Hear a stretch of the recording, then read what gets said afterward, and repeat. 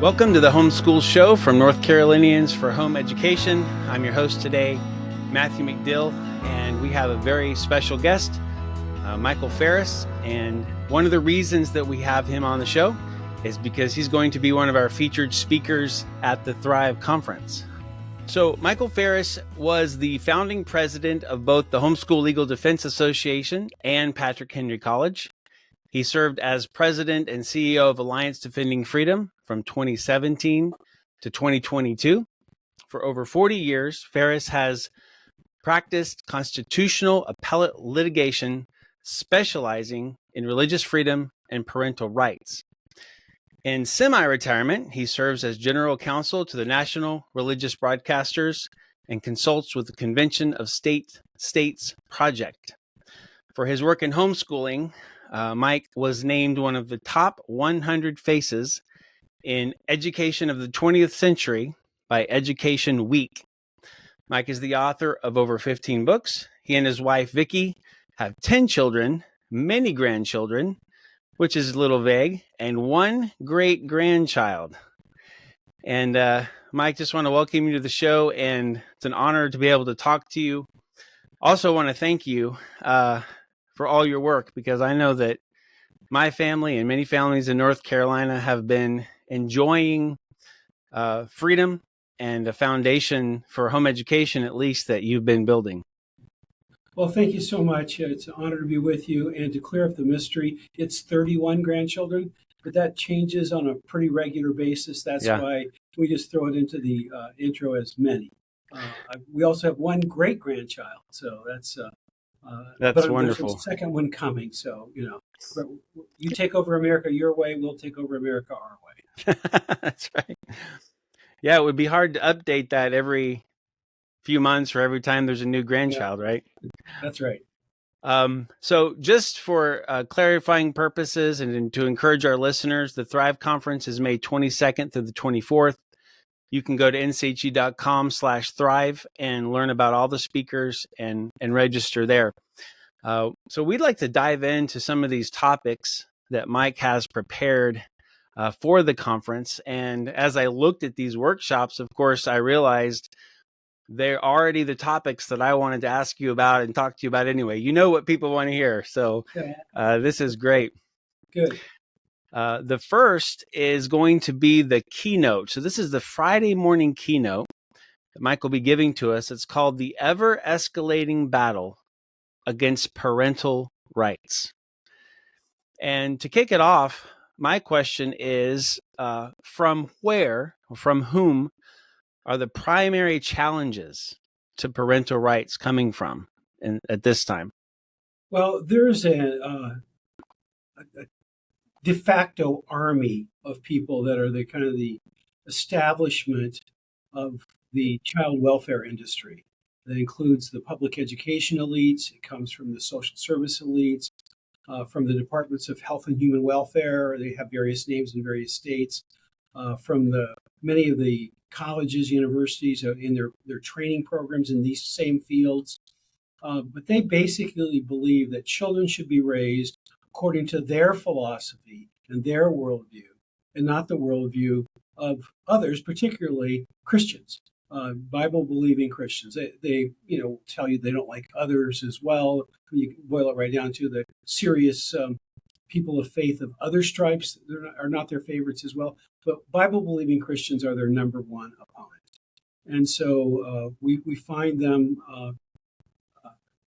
in academia, writing things that, for example, law professors in law review articles have written articles saying that homeschooling should be banned because we teach children that Jesus is the only way to God, and that we teach against what they call teaching against the Enlightenment, because we teach that ultimate truth is revealed and not created by man. And so they don't like people that have a different worldview, and they want all kids to be raised by their world. Mm-hmm. And this battle, is the context assumed to be mainly legislatively? Well, that's one of the principal areas. But administrative law is important as well. So what the bureaucracies are doing, the way things are enforced in juvenile courts, Uh, Obviously, public education is and their enforcement mechanisms they bring into the homeschool world is another component of it. Social service agencies, they work outside the legislative arena, but they're an important factor as well. So it's an entire child welfare industrial complex, if you will, and they have many venues that they work in. So, as you know, one of the things that the home education groups and parents are dealing with a lot right now is school choice and the offering of government funding. A lot of these states are battling with this. Can you just speak to that issue and the importance of how home educators should be responding to this offer of money? Well, I'll give you a hint of what I think because by saying that I was the founder of Patrick Henry College, and even though there are government programs available for colleges, and frankly, I don't want the government to be making the decision to discriminate against religious people in those programs, but we didn't take any. Patrick Henry College, because we wanted to maintain our freedom, uh, as a matter of principle, said we're not going to take any programs. And so um, I think that maintaining freedom is the most important value. Now, there are ways that conceivably could work. For example, churches can we can give to our churches and we can deduct that on our income taxes. So if there was a form of a school choice equivalent that was like that, where we simply could deduct our expenses for homeschooling or for private schooling from income taxes, I'd be open to a properly written methodology of that sort. But I'd be wary of direct government funding of schools, even if it happened, and okay, it happened. I wouldn't participate, and I would encourage others not to do so. And you wouldn't participate. Would that be partly principled and or partly because of the concern of what would happen down the road pragmatically? Both things would be factors. You know, it depends on somewhat on the way the program works. I would have more principled objections to some kinds of the methodologies than others, but the fear of government regulation would be a component that would be front and center at all times. Mm-hmm. So, how would you advise or encourage either homeschool leaders um, or homeschool families, just remaining on this topic of the battle against parental rights? What kinds of things can we do? Well, the most important thing overall is to assert your rights. In the child welfare context, I litigated cases in the Supreme Court of North Carolina many years ago, where social welfare agents showed up at the family's home, the Stumbo family. This is many years ago now, and they were going to run over the rights of these people, but the Stumbos stood up and said no. And we ended up in court over it, and we ended up in the Supreme Court of North Carolina ultimately, and won there on a very important, decisive decision. But if the family had crumbled, the establishment of the parental rights would have evaporated.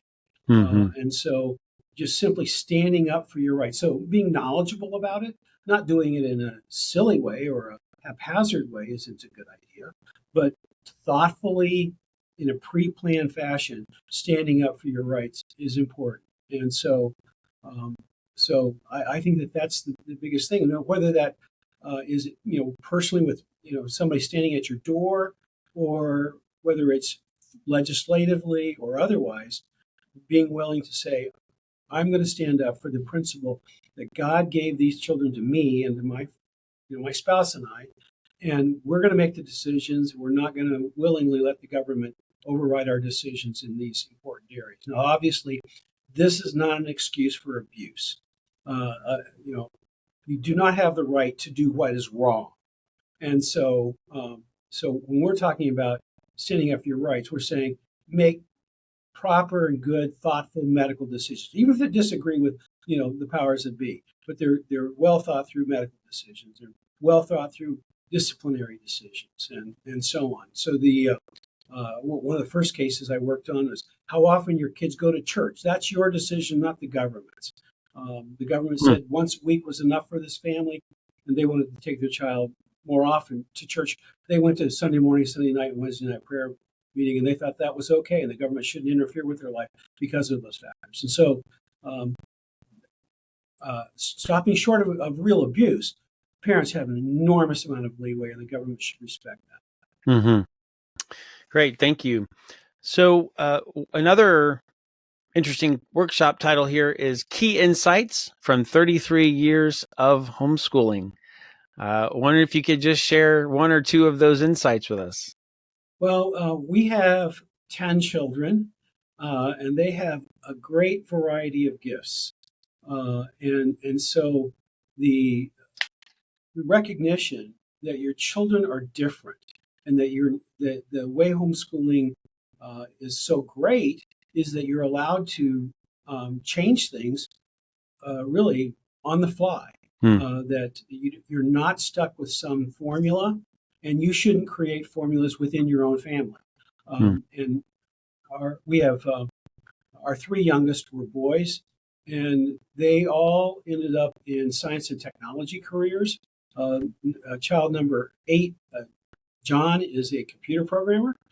Child number 9, Joe, is a geneticist at the Mayo Clinic with a PhD in biogenetics from Notre Dame. And child number 10, Peter, is going to finish his PhD in physics this year at Michigan State. But even, as close as those kind of things sound, they were all different. We had to do things differently between John, Joe, and Peter. And, when you take it in some of our girls who were more inclined toward verbal skills than at least those three boys, although they had pretty good verbal skills as well. But, they had these specific giftings in math and science, and we fed those giftings in math and science.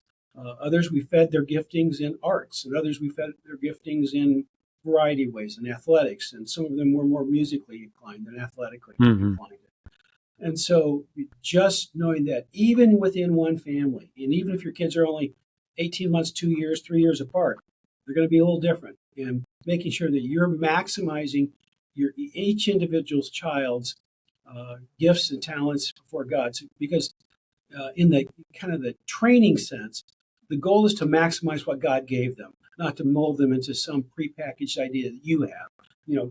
Work with what God gave them, and let's make it as good as we possibly can. Well, and that's, of course, as you said, one of the beauties of home education is the ability to customize and individualize and be flexible and make the changes.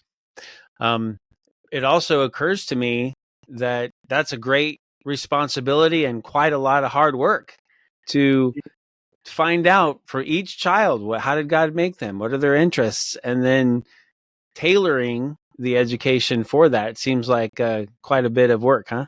It is, but of course the tailoring becomes a lot more important when they're in high school. Up until then, you're really building two sets of competencies and then exposure. The competencies are in the two relevant languages to learning, which are words and numbers.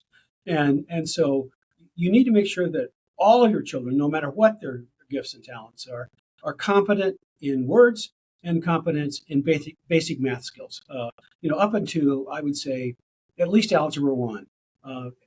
Every child needs to be, if at all possible. If you have really special kids that are different orientations, but 95+% of the kids, you need to make sure that they get these competencies in words and numbers. Anything you do before the high school level in science or history or other things is going to be at the exposure level. You're not going to make kids experts in U.S. history, really, even by the time they're finished with high school.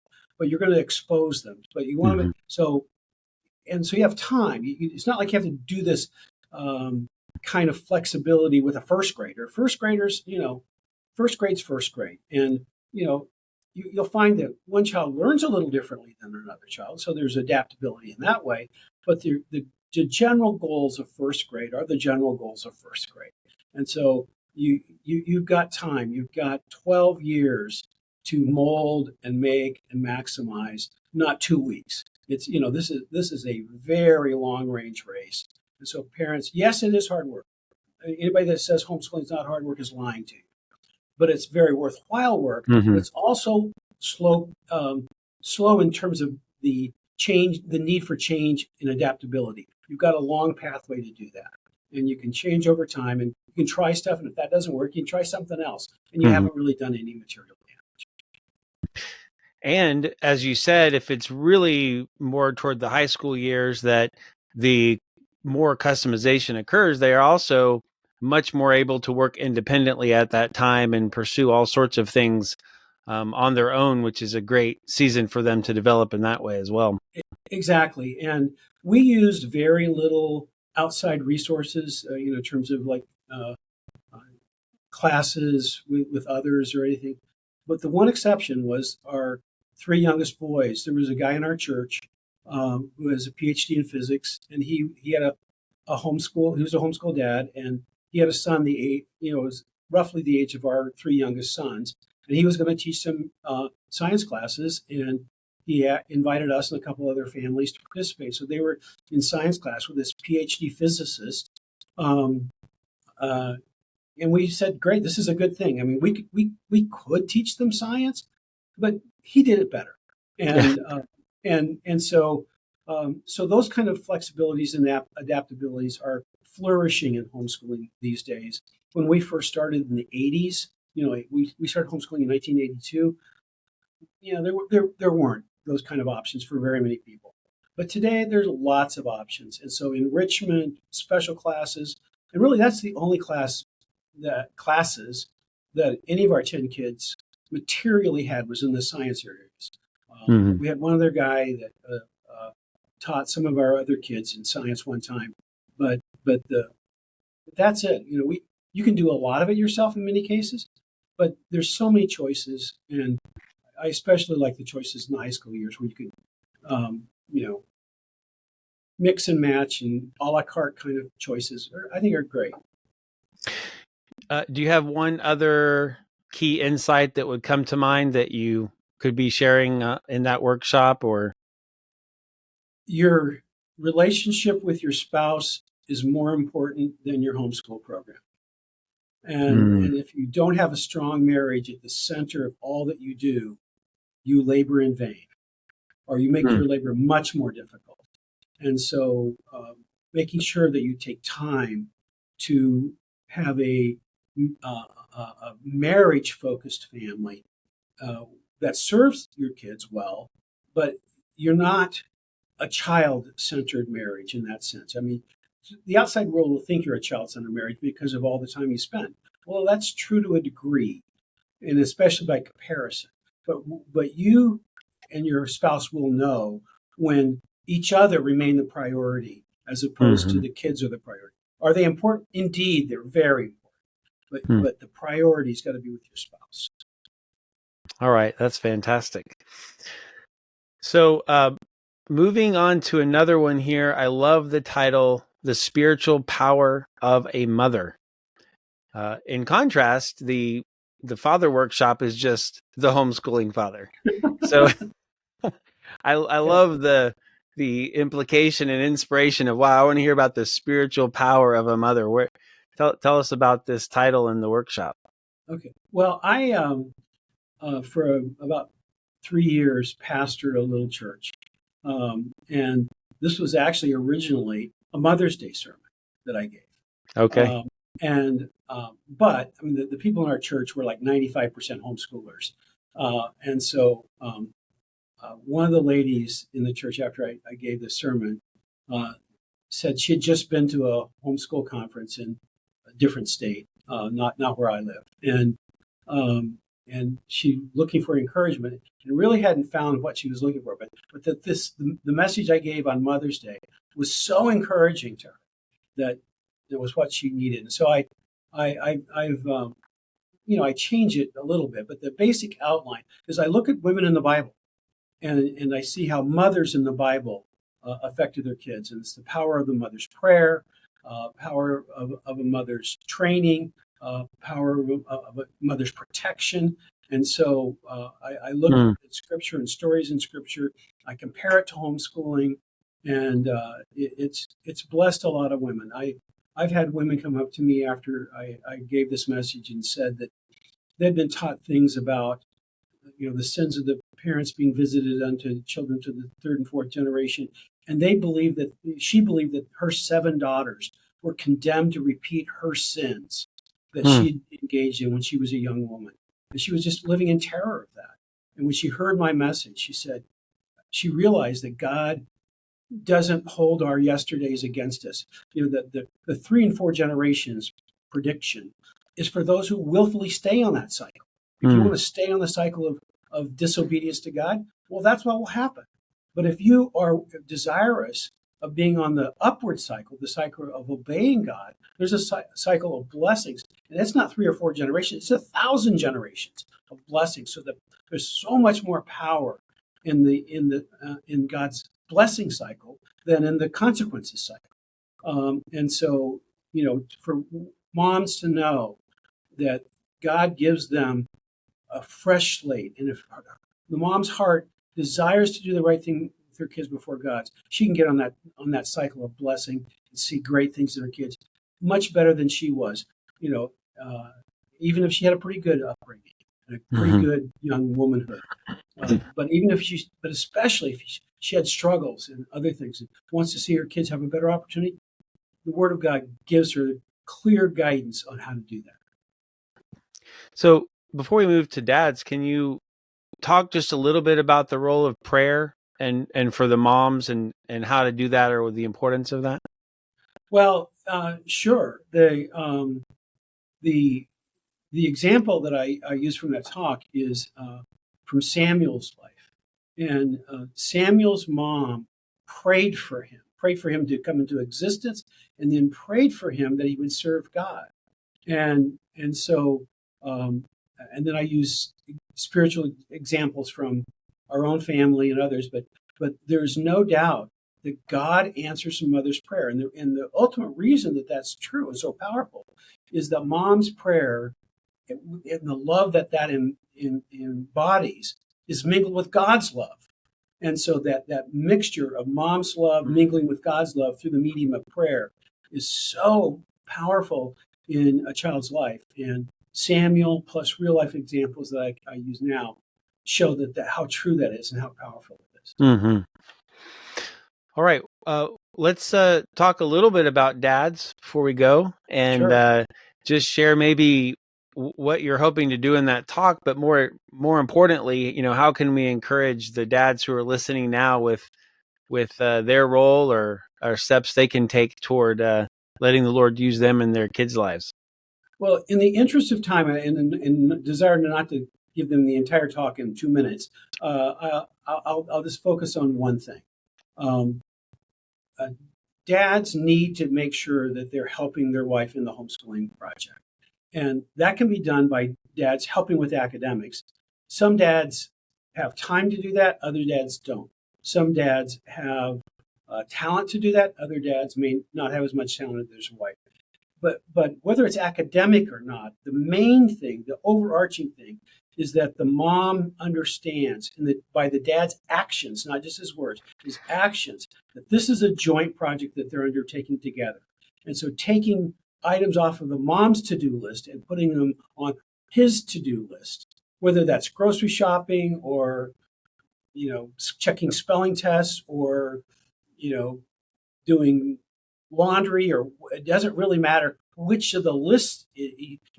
It'll vary by the family and the circumstances what the items are, but the mom supporting the wife by her knowing that I'm going to take things that would otherwise likely be on your to-do list and I'm going to do them, and that she knows that she's not being left to dangle, and that the homeschooling project is her deal. No, it's his deal too. In Mm-hmm. fact, spiritually, it's primarily his deal. And he's got a really wonderful wife if she takes, the heavy load off of his plate, because scripturally, it belongs on his plate to direct the upbringing of his kids. His wife's a clear part of that, but if you're, and really more it's joint. But if you're going to have to apportion it lands on the dad's plate first. And so just shouldering that responsibility and emotionally making sure the mom doesn't burn out by feeling alone. That's the real theme of the thing that I think is important. Mm-hmm. So as we head into the conference, one thing we're looking forward to is one of the keynote sessions. We're going to put all of the featured speakers up on a panel, as you know, and we're going to let the audience ask questions or prepared questions and things like that. So that'll be a lot of fun. What would you say to parents who are on the edge? Should I come to the conference? Should I come to a homeschool conference? How would you encourage them that this is an important thing for them? Well, first of all, I'll do that with 3 different categories of parents. People that are thinking about homeschooling. So if you're in the I'm thinking about homeschooling category, you absolutely need to come to this conference, because the basic knowledge that you'll get about how it's done, the emotional and the spiritual frameworks that are important for you to adopt and to learn about and be trained in. You'll get exposure to all those things. You'll get a great opportunity to see curriculum in the vendor hall, and you can listen to make good decisions by examining and talking to people who know what they're talking about in the various curriculum. All of the above and more. So if you're thinking about it, absolutely you need to come. If you're fairly new to homeschooling, you need to hone your skills, and you need to get a constant source of encouragement. One of the things that can happen is people start to burn out, and they don't see the value, because you've been there for a couple of years. The value in a couple of years is not as great as the value you've been in 10 or 12.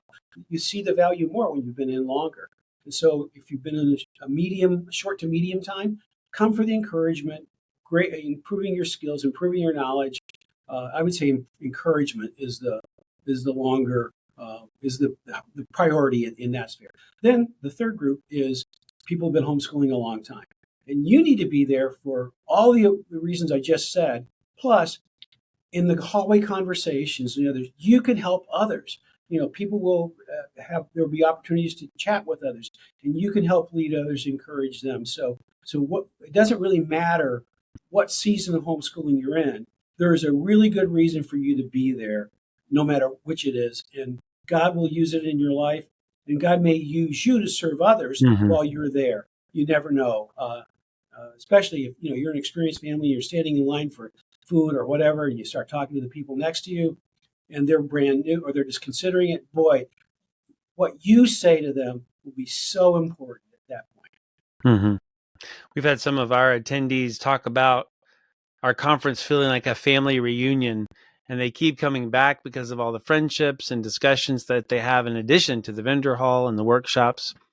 And I really appreciate that idea that you can come not just for what you get, but the way that you're blessing others. And I would also add, as you said, that if we're constantly adjusting to our children's ages and stages and needs and interests, then we're always learning. And we're always at a new point to learn a new stage and a new subject or a new, how do I handle this new situation? So it's helpful all the way through. All of the above. Yes. Yeah, that's right. Yeah. Well, Mike, thank you again for joining us. And we look forward to seeing you in May, and hope all of your work until then goes well. We're real thankful for all that you do. Thank you so much. I look forward to it. And of our 31 grandchildren, 5 of them live in North Carolina. So I have a special reason to be there. So. Yeah, that's great. Okay, thanks so much. Thank you. Bye-bye.